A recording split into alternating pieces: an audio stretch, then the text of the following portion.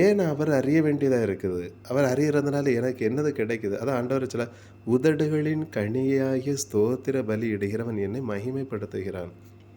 அப்ப நம்ம நாவில இருந்து வரக்கூடிய அந்த வார்த்தை, அதாவது நம்ம ஸ்தோத்திரம், ஸ்தோத்திரம் என்று சொல்ல சொல்ல, தேவனுக்கு மகிமை தேவனுக்கு தேவனுடைய அதாவது தேவனை மகிமைப்படுத்திக் கொண்டே இருக்கிறோம்.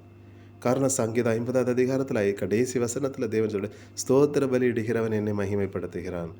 அந்த ஸ்தோத்திரம், ஸ்தோத்திரம் என்கிற அந்த தேவனுடைய அதாவது ஸ்தோத்திரம், ஸ்தோத்திரம் என்று சொல்லக்கூடிய அந்த வார்த்தை, தேவனை மகிமைப்படுத்தக்கூடியதா இருக்குது. தேவனை ஒரு அவருடைய நம்மளுக்கு மேல ஒரு இரக்கத்தை காட்டும்படியாக இருக்குது. அப்படிப்பட்ட ஒரு வல்லமை உள்ளதான ஸ்தோத்திரம் என்கிற அந்த வார்த்தை.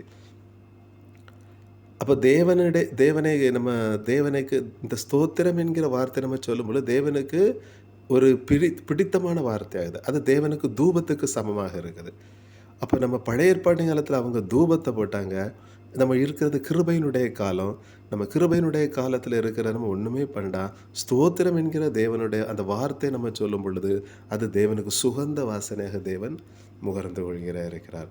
அப்ப இந்த இயேசு கிறிஸ்து, அதாவது இயேசு என்கிற நாமத்தை நான் அறியும் பொழுது, எனக்கு இந்த பாவ உலகத்திலிருந்து விடுதலை ஆகுது.